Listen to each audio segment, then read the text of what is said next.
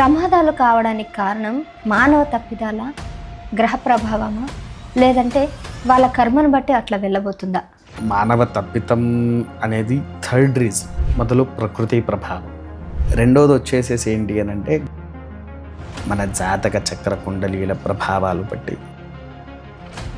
అసలు ఏంటి కుబేర కుంకుమ యొక్క ప్రత్యేకత? దాన్ని మనం ఎందుకు ధరించాలంటారు? మీకు కుబేరుడు పేరు వినే ఉంటారు. ఎవరు? కుబేరుడు అంటే వడ్డీవాసుల వాడు. వడ్డీవాసుల వాడు, ధనానికి అధిపతి. లక్ష్మీదేవికైనా సరే 2026 సంవత్సరం మొదలై 2 నెలలు అయిపోయింది. అండ్ మనం కొన్ని విషయాలలో అయితే ఎంత వద్దనుకున్నా కూడా జాగ్రత్త పడాలి. మన ఇమ్యూనిటీ సిస్టమ్ బాగున్నా కానీ జలుబు జ్వరం వస్తే ఎట్లా ట్యాబ్లెట్లు వేసుకుంటాము, నిత్య ఆరాధన, దీనివల్ల కూడా వచ్చే ప్రమాదాలను తొలగించుకోవాలంటే ఏం చేయాలి మనం? కొన్ని దోషాలు నివారణ చేసుకోవాలి అని అంటే ప్రధానంగా సహస్రలింగార్చనను 10 కిలోల పుట్టమన్నను తీసుకువచ్చి బాగా దంచి వీళ్ళు వెళ్ళి నేను శివుణ్ణి పెళ్లి చేసుకుంటున్నాను అని అంటున్నారు. నాకు ఇక్కడ ఒక చిన్న డౌట్ అండి, సభాముఖంగా మీడియా ముఖంగా అడుగుతున్నాను. శివుణ్ణి పెళ్లి చేసుకోవడం ఏంటమ్మా? మొగుడున్నాడు, పిల్లలున్నాడు, శివుడికి భార్య అంటున్నాడు. శివుడికి పార్వతీదేవి పెట్టిన శాపం గురించి ఎవరికైనా తెలుసా? స్త్రీలు కొంతమంది మరి ఇంట్లో శివలింగాలు ఉంటాయి. సో మగవారు కొంతమంది పూజకి ఎక్కువ చేయరు, కానీ ఆడవాళ్ళే చేయాల్సిన పరిస్థితి ఉన్నప్పుడు అభిషేకం చేయాలి, పూలు పెట్టాలి, ఇప్పుడు తాకాల్సిన పరిస్థితి ఉంటుంది కదా ఆడవాళ్ళు. మరి అప్పుడు కూడా వాళ్ళకి నష్టం జరుగుతుందా? ఖచ్చితంగా అవుతుంది తల్లి.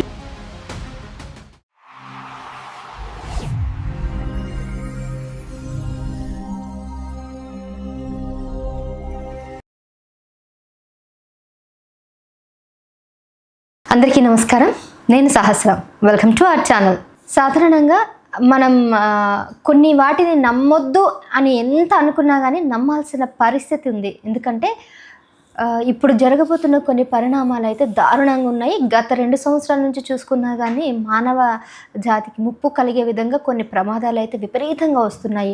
గతంలో చూసుకుంటే విమాన ప్రమాదాలు కానీ, బస్ ప్రమాదాలు కానీ, ఇవన్నీ కూడా కారణం ఏమై ఉంటుంది అని ఆరా తీస్తే ఇదంతా కూడా ఈ గ్రహణ ప్రభావం, షష్టకూటమి ప్రభావం, లేదంటే ఆ గ్రహాలు అనుకూలంగా లేకపోవడం వల్ల అదంతా కూడా మానవాళికి ప్రమాదం వచ్చే అవకాశం ఉన్నట్టు కూడా చెప్తున్నారు. మరి అది ఎంతవరకు వాస్తవం ఉంది? నిజంగానే గ్రహ ప్రభావం అనేది మానవ జాతికి అంత ముప్పును కలిగిస్తుందా?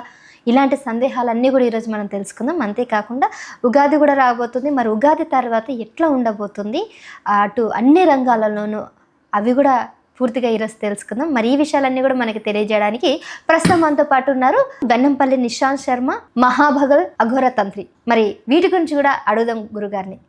నమస్కారం గురుగారు. మహాదేవ. గురుగారి, మహాభగల్ తంత్రి అనేది మీకు ఉన్నటువంటి బిరుదు కదా, అసలు ఏంటి మహాభగల్ తంత్రి అంటే? మహాభగల్ అఘోర తంత్రి. నేను వాస్తవానికి శ్రీశైలంలో కంచిపీఠంలో వేదం పూర్తి చేశాను తల్లి. వేదం పూర్తి అయిపోయిన తర్వాత ఎప్పుడు నాకు 16 ఏళ్ళు ఉన్నప్పుడు తంత్ర సాధన మొదలుపెట్టాము. అది కూడా కాశ్మీర్లో అయింది. అప్పటి నుంచి నా సాధన వల్ల నాకు వచ్చినటువంటి జ్ఞానసిద్ధ సరస్వతి పీఠం నుంచి నాకు వచ్చినటువంటి బిరుదు అది. అంటే ఇప్పుడు ఒక్కొక్కరికి ఒక్కొక్క రకమైన బిరుదులు వస్తూ ఉంటాయి, సర్టిఫికేట్స్ అలా వస్తూ ఉంటాయి కదా. సో నేను చేసినటువంటి తంత్ర సాధనకు నాకు వచ్చినటువంటి బిరుదు మహాభగల్ అఘోర తంత్రి. సాక్షాత్కారుడు సూర్యుడు ఎలా అయితే వెలిగిస్తాడో ఈ భగల్ అనేటువంటిది నిత్యంగా సూర్యుడిలాగా వెలుగుతూ అందరికీ వెలుగునిచ్చేదే మహాభగల్. Okay okay. సో అందరికీ సూర్యకాంతి లేదంటే వెలుగునిచ్చే విధంగా చూస్తారు. అయితే ఇందాక మనం మాట్లాడుకున్నట్టుగా ప్రమాదాలు కావడానికి కారణం మానవ తప్పిదాల, గ్రహ ప్రభావమా, లేదంటే వాళ్ళ కర్మను బట్టి అట్లా వెళ్ళబోతుందా? ప్రధానంగా చెప్పాలి అని అంటే మానవ తప్పితం అనేది థర్డ్ రీజన్. మొదలు ప్రకృతి ప్రభావం. ప్రకృతి ప్రభావమే. రెండోది వచ్చేసేసి ఏంటి అని అంటే గ్రహ సూచనలు, అంటే మన జాతక చక్ర కుండలీల ప్రభావాలు బట్టి. మూడవది వచ్చేసరికి మనకు ఈ విధమైనటువంటి మానవ తప్పిదాలు అలా ఉంటుంది అంతే. అంటే ఇది కేవలం ఒక మానవ తప్పిదాలు ఒకటే కాదు. ఎందుకనంటే గ్రహణ ప్రభావం అనేటువంటిది పశువుల మీద కూడా పనిచేస్తుంది, పశుపక్షాధికాల్లో కూడా పనిచేస్తుంది. ఎందుకు అసలు ఈ గ్రహణం అనేది మనకి ఎలా వస్తుంది? అసలు గ్రహణం అంటే ఏంటి మీ అందరికీ తెలిసి సైన్స్ ప్రకారంగా సూర్యుడికో చంద్రుడికో ఎర్త్ అడ్డవుతూ ఇలా వచ్చేస్తుంది అడ్డంగా. సో దాన్ని గ్రహణము అని అంటున్నారు. కానీ సనాతన ధర్మ ప్రకారంగా మనకు శాస్త్రంలో ఉన్నదేంటి? రాహు కేతువులు సూర్యచంద్రుల్ని మింగడానికి వచ్చేది, అవునా కదా? సో అలా మింగుతూ ఉంటున్నప్పుడు ఏమవుతుంది అని అంటే దాంట్లో ఉండే విషవాయువులు అనేది భూమి మీద పడుతూ ఉంటాయి. దానివల్ల మనుషులు అనేది శక్తిహీనులు అవుతారు. సో అవి ఏ నక్షత్రం మీద వస్తుంది, ఆ నక్షత్ర ప్రకారంగా వారికి ఎలా ఉంటుంది, ఏ రాశికి, ఆ రాశికి ఇంకా ఏమన్నా ఫలితాలు ఉన్నాయా లేకపోతే అరిష్టాలు ఉన్నాయా అనేటువంటిది చూపించేది గ్రహణం. అయితే ఇక్కడ పశువుల మీదకి ఎందుకు వస్తాయంటే చూడండి, అనుకోకుండా కొన్ని సందర్భాలలో ప్రయాణం చేస్తూ ఉండే వాహనం కూడా ఒక పశువు కంటే, కుక్కకైనా కావచ్చు, బర్రెకైనా కావచ్చు, ఏదో ఒకటి టైర్ కిందనో లేకపోతే గుద్దుకోవడము అలా కూడా మరణిస్తున్నాయి. అవి నార్మల్గా తినే పోషక ఆహారం కూడా లేకుండా కూడా అవి మరణిస్తున్నాయి. అంటే ఈ ప్రకృతి అనేటువంటిది, అంటే ఒకప్పుడు మన దగ్గర అడవి అనేది చాలా ఉండేది, అవునా? ఇప్పుడు ఏమైంది అని అంటే ఆ అడవి కాస్త విచ్ఛిన్నమవుతూ బిల్డింగ్స్ అవుతున్నాయి. ఎంతోమంది పెద్ద పెద్ద బిల్డింగ్స్ కట్టేసుకుంటున్నారు, కొండల్ని కూడా ఉంచట్లేదు. అలా ఉండేసరికి ఏమవుతుంది, మనకంటూ కాస్త ఉండేటువంటి ప్రకృతి అనేది లేకుండా వెళ్ళిపోతుంది. ఇప్పుడు అడవులు జంతువులు కూడా వనవాసం నుంచి వచ్చి రోడ్ల మీద పడుతున్నాయి, రోడ్ల మీద రావడం అవును. అంటే వాటి వనాన్ని మనం ముట్టుకోనంతసేపు ఎవరికి ఏం కాదు, వాటి జోలికి వెళ్తున్నాం కాబట్టి ఆ తప్పిదం అనేటువంటిది ఖచ్చితంగా మనకు చూపించడం మొదలవుతుంది తల్లి. ఎందుకు అనంటే భగవంతులు మామూలుగా కొన్ని జంతువులను సంపూర్ణ వాహనాల కింద పెట్టుకున్నారు వారు. వాటికే దిక్కు లేనప్పుడు ఏం చేస్తాయి అవి, అవునా కదా? ఈ ప్రకృతి తప్పిదం కాకుండా ఉండడానికి కోసము ఒకటి. రెండవదిగా గ్రహణం దగ్గరకు వచ్చేద్దాం తల్లి. ఈ గ్రహణంలో ఈ రాహుకేతువులు మింగుతూ ఉంటారు. ఇప్పుడు వాస్తవానికి నీవున్నావు, ఒక వేడి పదార్థం తినాలనుకుంటున్నావు, ఆ వేడివేడిగా ఉన్నది నోట్లో పెట్టేస్తే ఏమవుతుంది, నోరు కాలుతుంది. అప్పుడు నువ్వు దాన్ని ఏం చేస్తావు, నీ నోరు కాలకుండా నువ్వేం చేస్తావు, కొద్ది చల్లారినాక తింటాము. చల్లారినాక అంటే ఫ్యాన్ గాలికి వదిలేస్తావా, అలా మామూలుగా వదిలేస్తావా, లేకపోతే ఇట్లా చేతిలో తీసుకొని అయినా కంచంలో ఉండంగా ఊదుతూ ఫుఫ్ అని ఊదుతూ ఉంటారు, అవునా? ఎందుకోసం ఊదుతున్నావు, దాంట్లో ఉండే వేడిదనం తగ్గి తర్వాత నువ్వు నోట్లో పెట్టుకుందామని చెప్పి చూస్తున్నావు. అయితే ఇక్కడ రాహు కేతువులు ఏం చేస్తారంటే, అటేమో చంద్రుడు చాలా చల్లదనముతో ఉంటాడు, సూర్యుడు విపరీతమైనటువంటి వేడిలో ఉంటాడు. ఆ వేడిని చల్లార్చేది వారి నోట్లో ఉండే విషం. ఓకే, ఆ విషాన్ని వాళ్ళు ఉఫ్ అని ఉమ్మేస్తూ ఉంటారు వాటి మీద. సో అది మొత్తం ఆ విషవాయువు అనేది మొత్తం ఆ సూర్యుడి మీద చంద్రుడి మీద పడి ఆ వేడి తత్వం తగ్గుతూ ఉంటుంది. తగ్గేసరికి అమాంతంగా మింగేస్తారు. మింగేసిన తర్వాత ఒకేసారి వదిలిపెడతారు. మనకేంటి, గ్రహవేదన గ్రహశూలన అనేది 2 సార్లు వస్తుంది. మొదలు గ్రహవేదన ప్రారంభమవుతుంది, తర్వాత విడుపు, పట్టు విడుపు అంటారు. ఈ పట్టు విడుపు అయిన తర్వాత విడుపు అయిన వెంటనే ఇల్లు శుభ్రం చేసేసుకోవాలి అని అంటాం, కానీ అది తప్పు ముచ్చట. మరి ఎప్పుడైనా సరే విడుపు అయిపోయిన తర్వాత సరిగ్గా 1-2 గంటల వ్యవధి ఆగాల్సిందే. అది కూడా ఎందుకు అనే రీజన్ చెప్తాను. ఇప్పుడు నీవే ఉన్నావు, ఒక మంచి ఐస్ క్రీమే తిన్నావు, లేకపోతే మంచి మసాలా కారము అవి తిన్నావు. తిన్న తర్వాత చేయి కడిగిన తర్వాత నీ నోరు ఎలా ఉంటుంది, నోట్లో లాలాజలం ఊరుతూ వస్తూనే ఉంటుంది కదా. ఇంకా కారం తిన్నప్పుడైతే ఇంకెక్కువ వస్తూనే ఉంటుంది నోట్లో, సొల్లు అని అంటాం మనం. అది నోట్లో ఊరుతూనే ఉంటుంది ఇంకా చాలాసేపటి వరకు, మినిమం 10-15 మినిట్స్ వరకు, అవునా? సో అక్కడ ఏంటంటే వీళ్ళు కూడా అంత వేడిని అంత చల్లదనాన్ని తీసి మింగేసి మళ్ళీ వదిలినప్పుడు అది దాంట్లో నుంచి వచ్చిన తర్వాత వారి నోట్లో నుంచి సొల్లు కారుతూ ఉంటుంది కిందికి. అది కూడా భూమి మీద పడుతూ ఉంటుంది. అందుకోసము ఆ 2 గంటల వ్యవధి అయిపోయిన తర్వాత, అది సంపూర్ణమైపోయిన తర్వాత శుభ్రం చేయాలి అనేటువంటిది శాస్త్రం అన్నట్టు.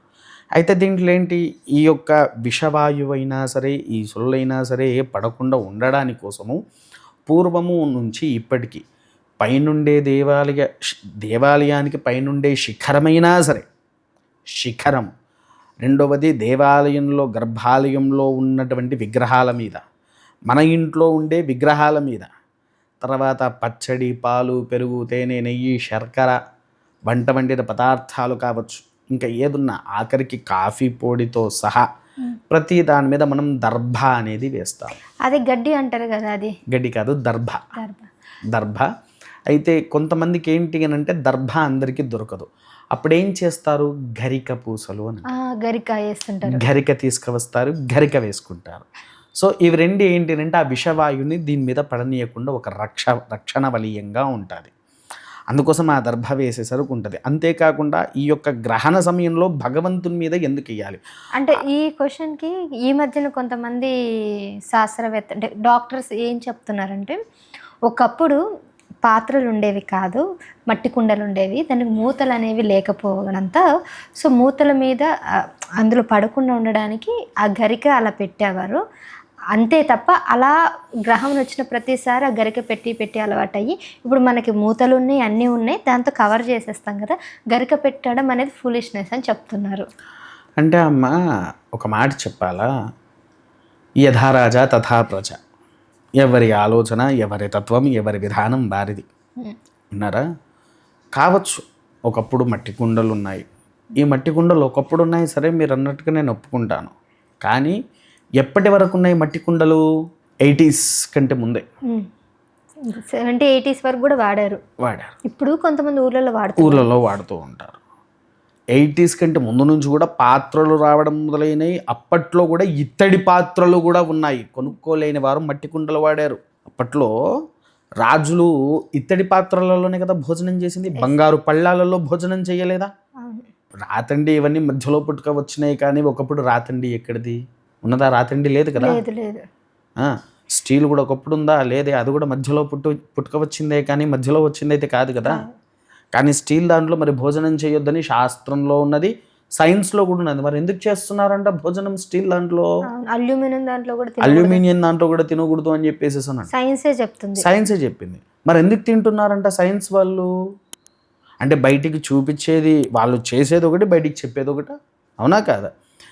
అలా అనుకుంటే ఇంకో మాట అడుగుతా, అదే సైన్స్ కావచ్చు, మన శాస్త్రం కావచ్చు. ఒక బిడ్డ పుట్టిన తర్వాత మా శాస్త్రం ఏది సైన్స్ శాస్త్రం మేము చేసేది మేము చేస్తాము, కానీ ఉదయం పూట సూర్యుడు కిరణాల ముందు ఉంచు అని అంటున్నారు. ఎందుకోసం అంటున్నారు? The most powerful D vitamin అనేది మన శరీరంలోకి చేరాలి. ఎగ్జాక్ట్లీ. అవునా? సూర్య శక్తి ఒక అమోఘమైన శక్తి. సకల దేవతామూర్తుల దగ్గర నుంచి అపూర్వ శక్తిని అందింపజేసేదా సూర్యకిరణం. ఆ సూర్యకిరణాన్ని నీవు ఆస్వాదించమని మన శాస్త్రం చెప్పింది, దాన్ని వాళ్ళు పట్టుకున్నారు సైన్స్. లైక్ నేను మీకు ఇంకో విషయం చెప్తాను. వీళ్ళంతసేపు సైన్స్ సైన్స్ సైన్స్ అంటున్నారు. మీ ఫోన్ మీ చేతిలో ఉంది కదా, ఒక్కసారి సంస్కృతం విలేజెస్ ఇన్ ఇండియా అని ఒకసారి కొట్టండి, ఒకసారి టైప్ చేయండి. అది ఇప్పుడు సంస్కృత భాష విలేజెస్ ఇన్ ఇండియా. ఓకే. అది కొట్టిన తర్వాత మీకు కొన్ని నిజాలు తెలుస్తాయి. అక్కడ చెప్పులు కుట్టేవాడి దగ్గర నుంచి మొదలుకొని ఒక ఎమ్మెల్యే వెళ్ళలేదు మరి ఆ ప్రాంతంకి, ఒక సైంటిస్ట్ వెళ్ళలేదు ఆ ప్రాంతంలోకి. పూర్తిగా భారతదేశంలో మనకు ఒక 5 ఊర్లు ఉన్నాయి. అవి భారతదేశంలో మొత్తం ఆ ఊర్లోకి ఎవ్వరు వెళ్ళరు, కానీ వారు సంస్కృతం చదివే టీవీ పెట్టుకున్నారు, సంస్కృతం చదివే శాటిలైట్ పెట్టుకున్నారు, సంస్కృతం చదివే వాళ్ళ ఇంట్లో ఏసీ పెట్టుకున్నారు. వాళ్ళు ఎక్కడికో వెళ్ళి కొనుక్కున్నది కాదు, వాళ్ళంతటా వాళ్ళు తయారు చేసి పెట్టుకున్నది. మరి సంస్కృతం సైన్స్లో నుంచి వచ్చిందా? సంస్కృతం వేరంటారా? సైన్స్లో నుంచి వచ్చింది. సంస్కృతం నుంచే ఎన్నో భాషలు మనకు వచ్చాయి. ఇంకొంతమంది అంటారు అసలు మీ సంస్కృతానికి లిపి ఎక్కడుంది అని అంటారు. హిందీలో రాస్తూ ఉంటారు, హిందీలో రాస్తూ, తెలుగులో రాస్తూ, ఎవరి భాషలో వాళ్ళు రాసుకుంటారు. ఒకప్పుడు అలా అనుకుంటే మనుషులు పుట్టినప్పుడు భాషనే లేదు, జంతువులాగా పుట్టిన వాళ్ళు మనుషులాగా ఎందుకు మారారు? అంటే ఇది నీ సైన్స్ ద్వారా మనుషులు అయ్యారా? అవునా కదా? ఎగ్జాక్ట్లీ. ఒకవేళ మనుషులు లేరు ఒకప్పుడు అని అంటే రాజుల కాలంలో నుంచి చూసుకుంటూ వస్తూ ఉన్నప్పుడు నీ సైన్స్ లేదే, డాక్టర్స్ లేరే, అంతు చిక్కని వైద్యాలు కూడా మన పూర్వీకులు అడవిలో ఉండే వాసులు కూడా నివారణ చేసేదే. అప్పుడు ఎక్కడికి పోయింది నీ సైన్స్? నేను సైన్స్ని తప్పు పట్టట్లేదు, కానీ అపోహ మాటలు రావద్దు. మీకు భగవంతుని మీద నమ్మకం లేకపోతే దాన్ని వదిలేసేయండి, కానీ మీకుండేదాన్ని జనాలకు రుద్దకండి. ఎగ్జాక్ట్లీ. జనాలకు రుద్దకండి. ఎవరు మూఢనమ్మకాలతో కూడా, ఇప్పుడు కొంతమంది ఉన్నారు కావచ్చు మూఢనమ్మకాలతో, కానీ భగవంతుడు ఉన్నాడు అని నమ్మేవాళ్ళు లక్షలాది మంది ఉన్నారు. రైట్. సో అయితే ఇప్పుడు మీరు అన్నట్టు ఎవరు నమ్మితే నమ్మండి, లేదంటే లేదు, కానీ మూఢనమ్మకాలని అపవాదం మాత్రం వేయకూడదు అని అంటున్నారు. అలాగే ఇప్పుడు మనకి రాబోతున్న ఉగాది నుంచి కూడా మన జాతకంలో చాలా మార్పులు వస్తాయి. 2025 ఒకటి నుంచి అయితే 2026 నుంచి కూడా మారుస్తుంది అని అంటున్నారు కదా. మరి 2026 జనవరిలో స్టార్ట్ అయినప్పుడు అప్పుడు కొంతమంది వాళ్ళ యొక్క జాతకం చూసుకుంటారు. ఇప్పుడు ఉగాది పంచాంగం తర్వాత కొంతమంది వాళ్ళ జాతకం చూసుకుంటారు. ఇదంతా ఒకేలాగా ఉంటుందా, ఏమైనా మార్పులు ఉంటాయా? అంటే తెలుగు క్యాలెండర్కి ఇంగ్లీష్ క్యాలెండర్కి చేంజెస్ ఉన్నాయి. ఒక విషయం ఏంటంటే, ఇంగ్లీష్ క్యాలెండర్ అనేది బ్రిటిష్ వాళ్ళు వచ్చిన తర్వాత ప్రారంభమైంది. బ్రిటిష్ వాళ్ళు వచ్చిన తర్వాత 2025 కావచ్చు, 1980 కావచ్చు, 20 కావచ్చు, జనవరి ఫిబ్రవరి అనేది అప్పుడే స్టార్ట్ అయింది. మనకున్నదేంటి, చైత్రం టు ఫాల్గుణం, చైత్రము నుండి ఫాల్గుణ మాసం వరకు, చైత్ర వైశాఖ జ్యేష్ఠ ఆషాఢం.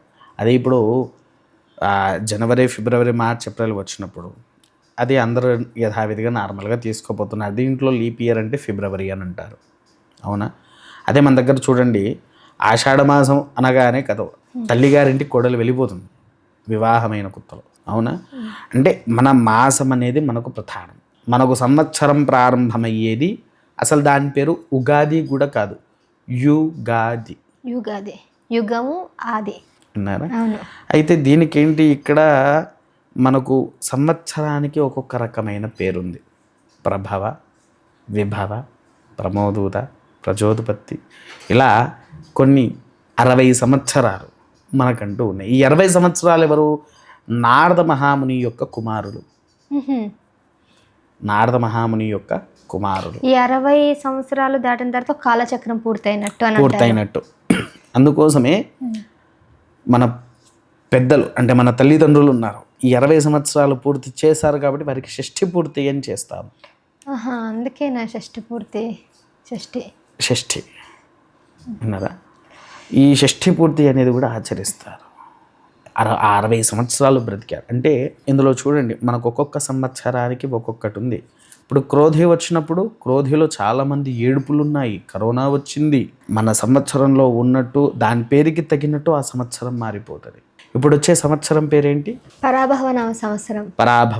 చాలా మంది ఈ పరాభవనామ సంవత్సరానికి చాలా మంది అవమానాలు ఎదుర్కొంటారు. అంటే పంతులు గాని, పీఠాధిపతులు ఎవరైనా సరే ఈ పరాభవ అనే దాంట్లో ఉన్న ప్రతి ఒక్కరికి ఏదో ఒక అవమానపాలు అవుతూనే ఉంటారు.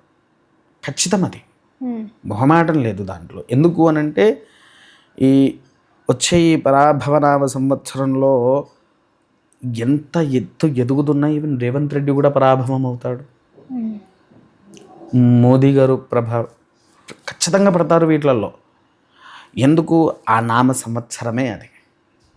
ఇంకొకటి కూడా ఏంటి అని అంటే, దీంట్లో ఈ పరాభవాలో ఆరోగ్య సమస్యలు అనేది ఇప్పుడున్న దానికంటే ఇంకొంచెం విపరీతంగా పెరుగుతాయి.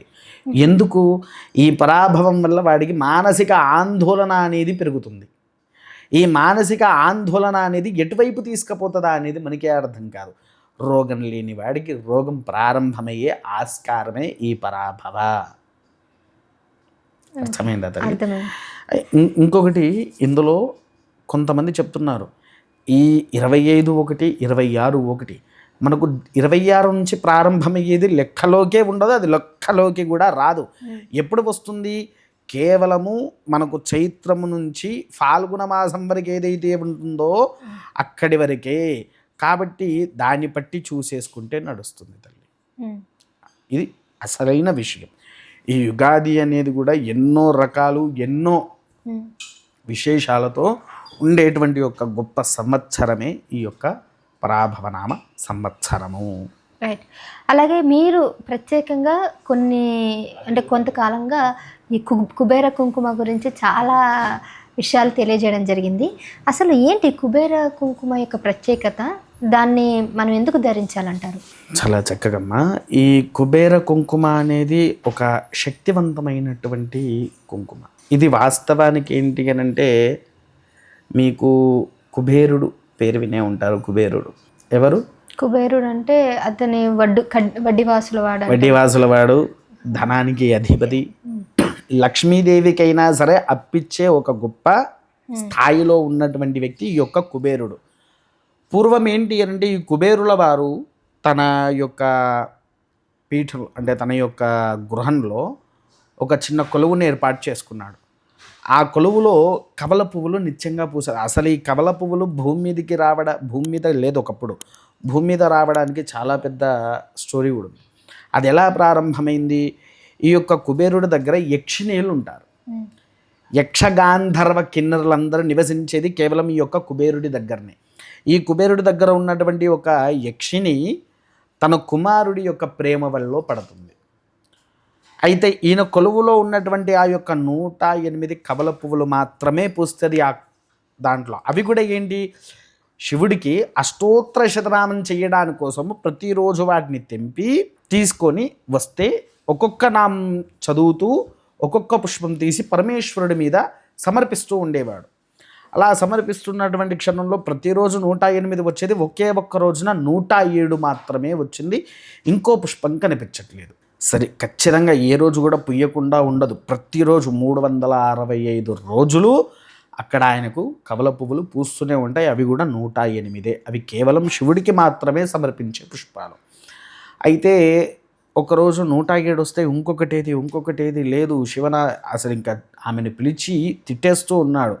తిట్టేస్తూ ఉంటే చూడు మంచిగా అని చెప్పేసి అనేసరికి ఆమె ఇలా తిరగగానే ఆమె జడులో పుష్పం కనిపించింది. ఈ నీచురాలా, నీవు స్వామివారికి పెట్టే పుష్పాన్ని నీవు తలలో పెట్టుకుంటివా అంటే, నా తలలోకి పుష్పం ఎలా వచ్చిందన్నప్పుడు ఆమె ఒక ఆలోచనలోకి వెళ్ళింది. ఆహా, కుబేరుడి యొక్క కుమారుడు నేను ఇద్దరం కలిసి రసక్రీతి క్రీడల్లో ఉన్నప్పుడు ఆయన ఈ కొలువులో నుంచి ఆ పుష్పాన్ని తెంపి నా తల మీద పెట్టేశాడు కదా అని బాధపడింది. బాధపడేసరికి అప్పుడు కుబేరుడు ఈ అమ్మాయిని శపించేశారు. యక్షిణిని శపించేసేసి భూమి మీద పడేశారు. ఆమె తలలో ఉన్నటువంటి ఆ పుష్పం భూమి మీద పడి దానికి ఉన్నటువంటి నీటి చుక్క అక్కడ పడి ఒక కొలువు తయారయ్యి అప్పుడు కమల పుష్పాలు పుట్టడం ప్రారంభమైంది. కమలాలు వస్తాయి కదా చెరువులో వచ్చేవి, అప్పటి కాలంలో లేవు తల్లి. అసలు ఒకప్పుడు భూమి మీద కమల పుష్పాలు అనేదే లేదు. అదొకటి. పారిజాతం కూడా లేదు. అది ఎక్కడ ఉండేది? కేవలం ఇంద్రుడి దగ్గర మాత్రమే ఉండేది. అయితే ఆ యొక్క పుష్పాలను భూమి మీద పడేసరికి ఆ కొలువు తయారైన తర్వాత ఆ కొలువులో నుంచి ఆ పుష్పం వికసించిన తర్వాత అందులో తామర పువ్వు గింజలు అని మనం మనకు దొరుకుతూ ఉంటాయి. తయారు చేయడం కాదు, దొరుకుతూ ఉంటాయి. అందులో రాత్రిపూట పౌర్ణమి రోజు 2:30కు ఒక కాయ పుడుతుంది దాంట్లో. అది మాత్రమే కుబేర కుంకుమకు ఉపయోగపడే అపూర్వ శక్తి అంటారు. ఆ దానికోసమే యక్షిణీలు ఎక్కడెక్కడి నుంచో వచ్చి దాన్ని తెంపేసి తీసుకొని కుబేర లోకానికి వెళ్ళిపోయారు. అప్పుడు ఆ కుబేరుడు ఏం చేశాడు? ఈ యొక్క వాటితో ఒక కుంకుమ తయారు చేశాడు. వేపాకు, తామర పువ్వాకు, మొగిలి పువ్వు, మొగిలి రేకులు, పువ్వు కాదు మొగిలి రేకులు, ఇంకో 2 పదార్థాలు, తులసి, ఇంకొకటి ఉంది, అదొక్కటి చెప్పను. ఇవైతే అన్నీ కలిపి బాగా దంచి మొత్తం అంత అయిన తర్వాత దాన్ని కాస్త ఎండపెట్టి మళ్ళీ దాన్ని వస్త్రగాయం పట్టిన తర్వాత ఇక ఆకుతో తయారైనటువంటి బొట్టు ఎలా ఉంటుంది తల్లి? ఆకుపచ్చ రంగులో ఉంటుంది. దాన్ని ఆయన పెట్టుకోవడం ప్రారంభం చేశాడు. చుట్టుపక్కన ఉన్న వాళ్ళు దాని యొక్క సుగంధానికి మైమరిచిపోయేటివారు. అది చూసినటువంటి లక్ష్మీదేవి కుబేరుని నాకు ఇయ్యవని అడిగితే నీకు ఇంతకిస్తా వ్యాపారం మొదలుపెట్టాడు కుబేర కుంకుమతో. ఆమె తర్వాత మళ్ళీ కుబేర కుంకుమ ఎవరు తీసుకున్నారో? లక్ష్మీ తర్వాత రాజశ్యామల, మాతంగేశ్వరీ దేవి తీసుకున్నారు. చూడండి, మరకతాంగి, మరకత రూపిణి, మరకతేశ్వరి అని రాజశ్యామలాదేవిని అంటూ ఉంటారు. అందుకోసమే ఆమెకు గ్రీన్ కలర్ కుంకుమ అంటే ఎక్కువగా ఇష్టం. పూర్వంలో ఇలా అన్ని తీసుకువచ్చి కుంకుమతో పాటు కింద గ్రీన్ కలర్ కుంకుమ పెట్టుకునేది వారు.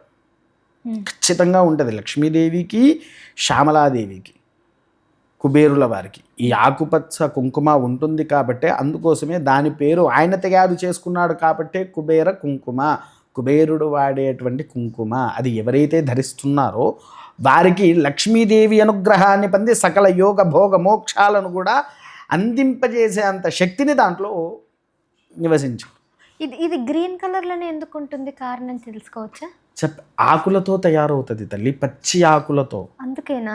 పచ్చి ఆకులతో. ఇప్పుడు ఆకులు కూడా ఎండిపోతూ ఉంటే ఎండుపు ఎలా వస్తుందో ఈ కుంకుమను కూడా కాస్త ఎండబెట్టినా కూడా నీకు ఆ ఎండు రంగులోనే మారుతూ ఉంటుంది.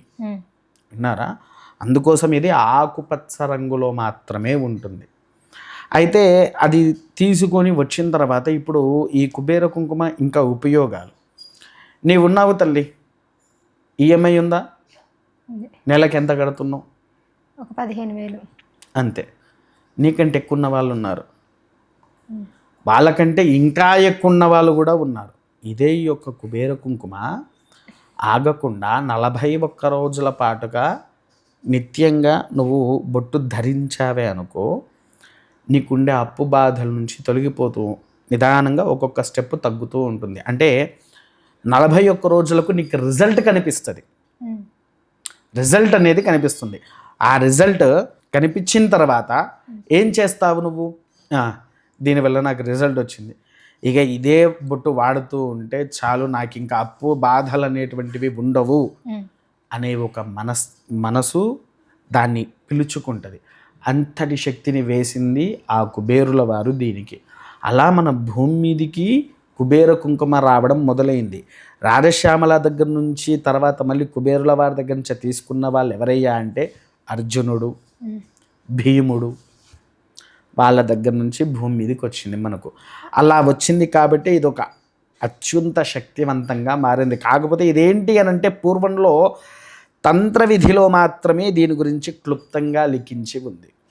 ఇప్పుడు ఇది బయటికి వచ్చింది, కానీ ఒకప్పుడైతే బయటికి రాలేదు తల్లి.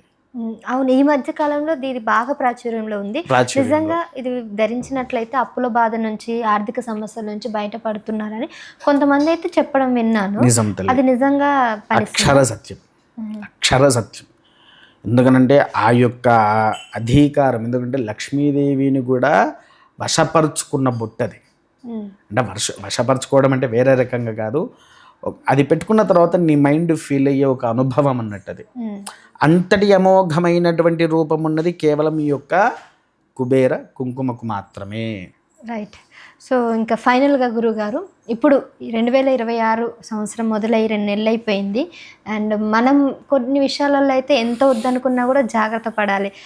మీరు అన్నట్టు మన ఇమ్యూనిటీ సిస్టమ్ బాగున్నా కానీ జలుబు జ్వరం వస్తే ఎట్లా ట్యాబ్లెట్లు వేసుకుంటాము, నిత్య ఆరాధన దీనివల్ల కూడా వచ్చే ప్రమాదాలను తొలగించుకోవాలంటే ఏం చేయాలి మనం? అమ్మ ఒకటి ఏంటి అంటే వాస్తవానికి ఇందులో మనకు కొన్ని ధర్మ సూచనలు ఉన్నాయి. చిహ్నాలు కాదు, ధర్మ సూచనలు. ఏంటి, ఎవరికైనా సరే కొన్ని దోషాలు నివారణ చేసుకోవాలి అని అంటే ప్రధానంగా సహస్రలింగార్చన అని ఉంటుంది. విన్నారా ఎప్పుడైనా సహస్రలింగార్చన? పుట్టమన్నును ఒక 10 కిలోల పుట్టమన్నును తీసుకువచ్చి బాగా దంచి దాన్ని వస్త్రగాయం పట్టి మహాలింగార్చన చేస్తారు. 30 కిలోలు ఉంటే సహస్రలింగార్చన అవుతుంది.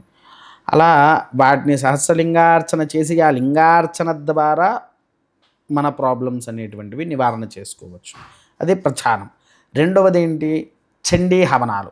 కొన్ని విషయాల్లో చండీ హవనాలు మనకుండేటువంటి దోషాలను కూడా నివారణ చేసే ఒక గొప్ప శక్తిగా మారుతుంది. తర్వాత ఇంకొకటి ఏంటి, నీ జాతకరీత్యా నీకేం దోషాలు ఉన్నాయి, అది నీ జాతకాన్ని చూసి వారికి పరిహారం చెప్పడం అనేది జరుగుతుంది తప్ప నువ్వు ఈ పరిహారం ఇప్పుడు మీరు అన్నదానికి నేను ఇంకో విషయం అడుగుతాను.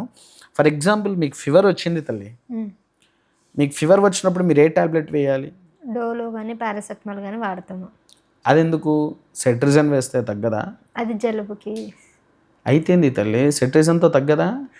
టాబ్లెటే కదా, తగ్గట్లేదా?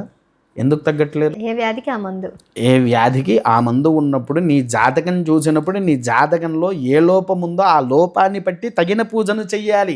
అంతేగాని నచ్చిన దానికోసం మనకు నచ్చినట్టుగా చేసుకోవడానికి ఒకవేళ అది బెడిసి కొడితే సైడ్ ఎఫెక్ట్ కూడా కాదు. వాడు ఏమనుకుంటాడో తర్వాత ఆ అయ్యగారి దగ్గరికి పోయినా నాకేం మంచి జరగలేదు, నాకు ఇంతసేపు పైసలు తీసుకున్నాడు పూజలు చేశాడు, పైసలు తీసుకున్నాడు పూజలు చేసుకున్నాడు అని చెప్పేసి అని మాట్లాడతారు తప్ప, ఇందులో ఇంకొంతమంది ఉన్నారు తల్లి. డబ్బు కోసం చేసేవాళ్ళు కొంతమంది ఉన్నారు, నిజాయితీగా చేసేవాళ్ళు ఇంకొంతమంది ఉన్నారు, చేస్తున్నాం వస్తే వచ్చినాయి అనుకునే వాళ్ళు ఇంకొంతమంది ఉన్నారు. విన్నారా?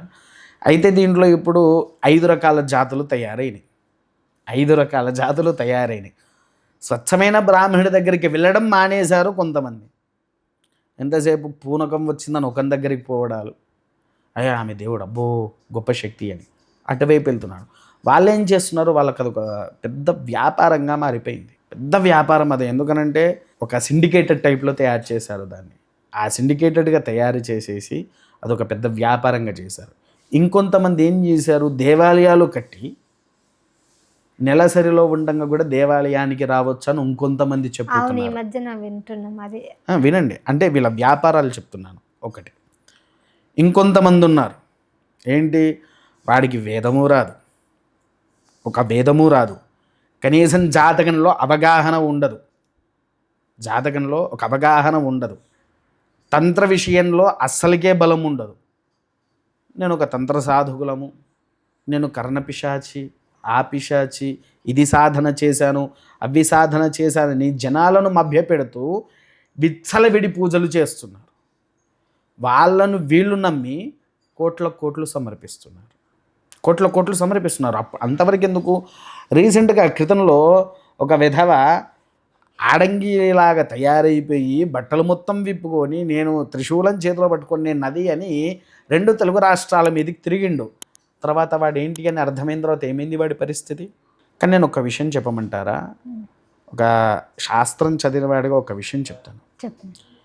ఎప్పుడైతే ధర్మం విషయంలో భగవంతుని విషయంలో వ్యాపారం చేసిన వాళ్ళను, ఒకటి, రెండవది వ్యాపారముతో పాటు దేవుళ్ళను కించపరిచిన వ్యక్తులను మాత్రము ఈరోజు వరకు ఆ భగవంతుడు వదిలిపెట్టలేదు.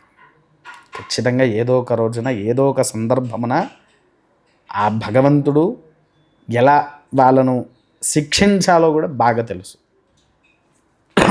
ఇందులో మీకు ఇంకో విషయం చెప్తా. ప్రధానంగా అధర్మం గెలవచ్చు, ప్రధానంగా అధర్మం గెలవచ్చు, కానీ ఏదో ఒక సందర్భంలో విజయం గెలుస్తుంది. చూడు అది ఎలా గెలుస్తుందో తెలుసా, సాక్షాత్కారుడైనటువంటి ఆ పైనుండే పరమేశ్వరుడు దివి మీదికి భూమి మీదికి దిగి నీ విజయానికి నేనున్నారా నీకు తోడు అని చెప్పుకుంటూ నీ వెనకాల త్రిశూల ఆయుధాన్ని పట్టుకొని నీ వెనక విజయాలను అందిస్తూ ఉంటే అప్పుడు వస్తుంది చూడు తల్లి నీ మనసులో ఒక సంపూర్ణమైనటువంటి ఆనందం, ఒక ఆహ్లాదం. ప్రతి ఒక్కటి ఆ విజయం సాధిస్తున్నందుకు నీకు తెలియని ఒక ఆలోచన, ఒక శక్తి, ఒక పవర్ నీ చేతిలోకి చేరుతుంది. భగవంతునితో ఆటలు వద్దు. భగవంతుడు ఎంతసేపు ప్రేమతత్వంలో నీవు పూజించు, కానీ భగవంతునితో వ్యాపారం వద్దు. ఇది కరెక్ట్ అయిన పద్ధతి కూడా కాదు. దీనివల్ల ఈ జనాలందరికీ ఎవరిని నమ్మాలి, ఎవరి దగ్గరికి వెళ్తే అసలు ఏ ప్రాబ్లం నివారణ అవుతుంది, నేను వీరి దగ్గరికి వెళ్తే సంపూర్ణంగా అయితే బయటపడగలుగుతా అనే అవగాహన వాళ్లకు రావాలి. ఇప్పుడు బయట పూనకాలు వచ్చేవాళ్ళు ఉన్నారు, వాళ్ళ దగ్గరికి నువ్వు వెళ్ళావు, అక్కడ ఒకరు ఉంటారు నీ గురించి తెలుసుకుంటారు, వాళ్ళకి ఇన్ఫర్మేషన్ ఇస్తాడు. వాడు చెప్పిన దాంట్లో ఒక 10 నీకు 3 తాకుతాయి. 3 తాగేసరికి నువ్వేమంటావు, అమ్మా నీకంటే గొప్పవాడు లేడు అని చెప్పేసేసరికి 2 చేతులతో దండం పెట్టేస్తేవి వాళ్ళకు. అవునా? ఇంకా అప్పుడు ఏమైపోయింది, ఇక కథ మాని పట్టేసుకుంటున్నారు, డబ్బులన్నీ ఖర్చు పెట్టుకుంటున్నారు. నమ్ముతారో నమ్మరో నా దృష్టిలో కొంతమంది వచ్చారు ఇదే దేవుడున్న వాళ్ళలో. నేను ఇంకా అప్పటికి మీడియాలోకి రాలేదు, నేను అప్పుడే వెళ్ళేసి వాళ్ళ ముందు కూర్చొని నా గురించి చెప్పండి అని కూర్చున్నాను. నేను ఒక బ్రాహ్మణుడు అనే విషయం కూడా వాడికి తెలియదు. ఒక వేదం చదువుకున్న తంత్రవిధిలో ఒక శక్తిగా ఉన్నటువంటి బ్రాహ్మణ్ణి అనే విషయం అతనికి తెలియదు. నా శిఖ కూడా కనిపించకుండా బాగా కవర్ చేసి మరీ వెళ్ళా. నన్ను మార్వాడి అనుకున్నాడు వాడు, నేను ఒక మార్వాడి అని అనుకున్నాడు వాడు. అసలు చెప్పిన దానికి నాకు ఎంత చికాకు వచ్చిందంటే 10 మందిలో వాడి పరువు తీసేసి బయటకు వచ్చాను. ఇదంతా కూడా ఒక 4 ఏళ్ల క్రితం, 4 years అవుతుంది. 4 years అవుతుంది. ఇందులో నేను ఒక విషయం అడుగుతా తల్లి, ఒక మనిషికి జబ్బు వచ్చింది, ఫీవరే వచ్చింది. ఫీవర్ వచ్చినప్పుడు నీకు ఎలా ఉంటుంది? ఫీవర్ వచ్చినప్పుడు అంటే అసలు సామాన్యంగా లేవబుద్ధి కాదు, కళ్ళు తెరవ, నీరసంగా. ఫీవర్ తగ్గిన తర్వాత యాక్టివ్గా ఉంటుంది బ్రెయిన్. ఎంతసేపటికి? ఫీవర్ తగ్గిన 2 days అయినా నీకు అలసట ఉంటుంది. అవునా? అదే ఒక మనిషి మీదికి భగవంతుడు వచ్చాడు అని అంటే సోయి అనేది ఉంటుందా? నాకు ఇది ఒక ఆలోచన ఎప్పటికీ.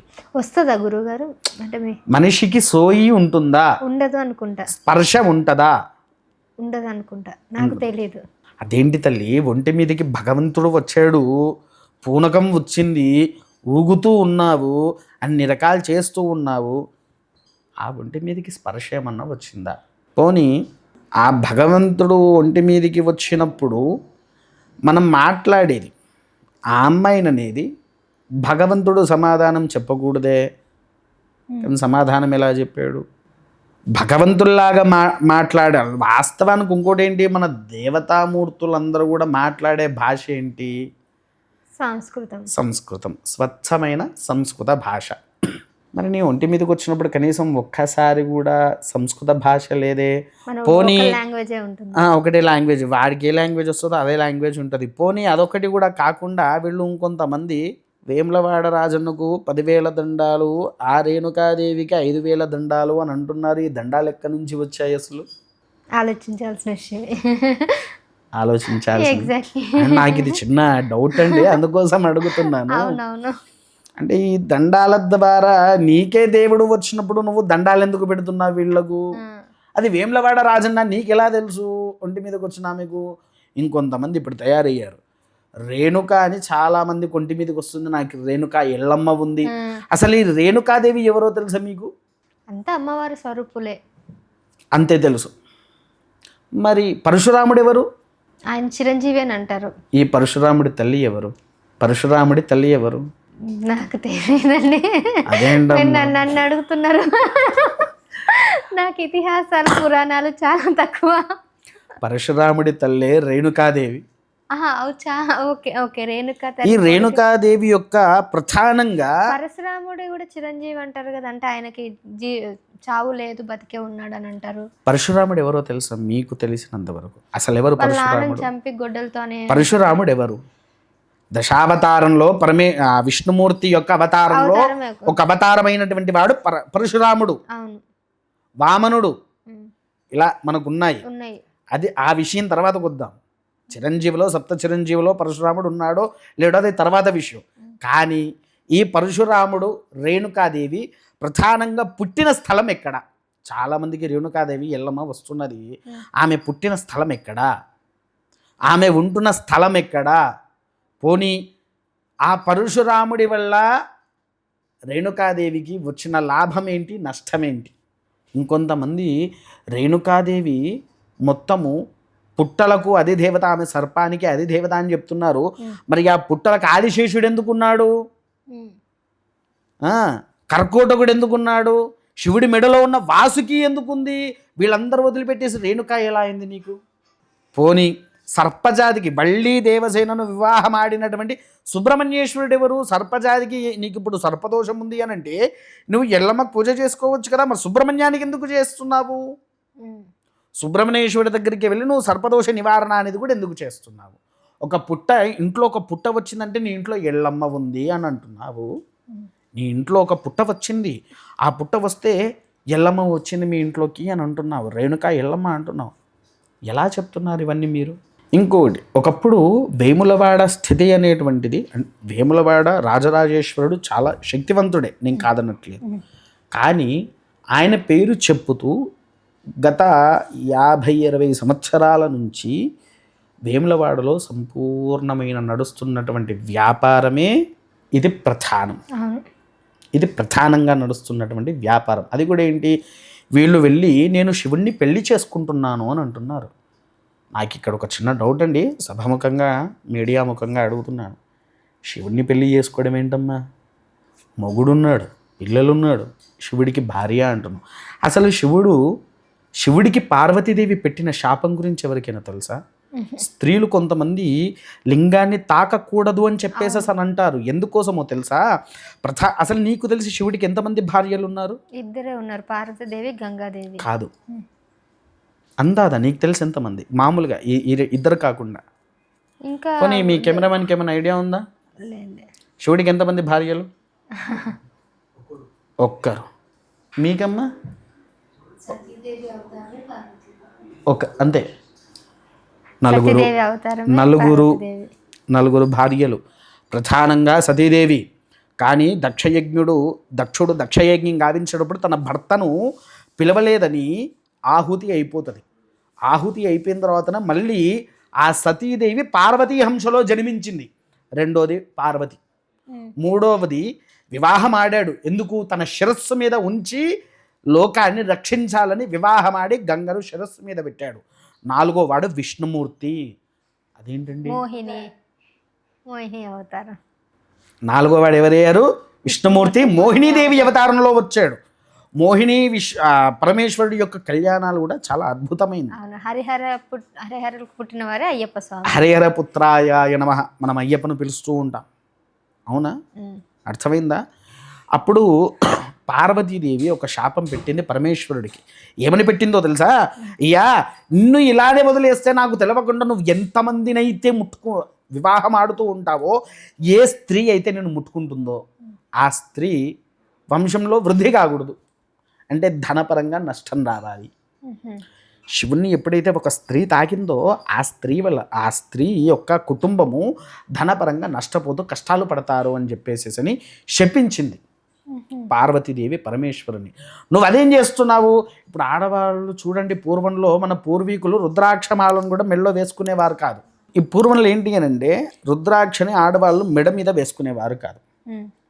కానీ ఇప్పుడు మెడలోనే వేసుకుంటున్నారు. విచ్చలవిడిగా వేసుకొని తిరగడం మొదలు పెడుతున్నారు. అందువల్ల వారి ఇంట్లో అనుకోని కష్టాలు ప్రారంభమవుతూ ఉంటున్నాయి తల్లి. మరి ఇంట్లో శివలింగాలు ఉంటాయి. సో మగవారు కొంతమంది పూజకి ఎక్కువ చేయరు, కానీ ఆడవాళ్ళే చేయాల్సిన పరిస్థితి ఉన్నప్పుడు అభిషేకం చేయాలి, పూలు పెట్టాలి, అప్పుడు తాకాల్సిన పరిస్థితి ఉంటుంది కదా ఆడవాళ్ళు. మరి అప్పుడు కూడా వాళ్ళకి నష్టం జరుగుతుందా? ఆర్థిక నష్టంగా? ఖచ్చితంగా అవుతుంది తల్లి. ఎందుకు అనంటే దీనికి ఒక విధానం. అయితే నీ భర్త చెయ్యాలి, లేకపోతే నీ కుమారుడు ఉంటే కుమారుడు చెయ్యాలి. ఇరుగురు కూడా లేనప్పుడు ఏంటి అని అంటే నీవేం చెయ్యాలి? ఒక మట్టి ముంత అంటే తెలుసా నీకు? ఏంటిది? చెంబు. మట్టితో తయారైన చెంబు ఉంటుంది. ఆ చెంబు తెచ్చుకోవాలి. చెంబు తెచ్చుకొని దాంట్లో శివలింగం వేసి దాని నిండా నీళ్లు పోయాలి. నీళ్లు పోసి దాంట్లో 2 గింజల పంచదార, పసుపు, కుంకుమ, ఒక పుష్పము నీవు వేస్తే ఆ పరమేశ్వరుడికి 3 రోజులకు ఒక్కసారి నువ్వు అలా నీళ్లు మార్చంతే. అభిషేకం చేయాల్సిన అవసరం. నీళ్లు మార్చు. ఒకవేళ తప్పని పరిస్థితి ఉన్నప్పుడు అభిషేకం చేసిన మనసులో పార్వతీదేవితో సహా చండీశ్వరుడి అనుగ్రహం తీసుకోవాలి. ఈ చండీశ్వరుడు ఎవరో తెలుసా మీకు? తెలియదు. చండీశ్వరుడు అనే పేరు ఎప్పుడైనా విన్నావా? చండీ యోగం విన్నాను. చండీశ్వరుడు. మనము పరమేశ్వరుడికి అభిషేకం చేస్తూ ఉంటే ఆ నీళ్లు పోయే ఒక స్థలం ఉంటుందా? నీళ్లు బయటికి ఇట్లా దాని కింద చేపెట్టి మనం నీళ్ళు ఇలా చల్లుకుంటాము బయట. విన్నావా? ఆ యొక్క దాన్ని చండీశ్వరుడు.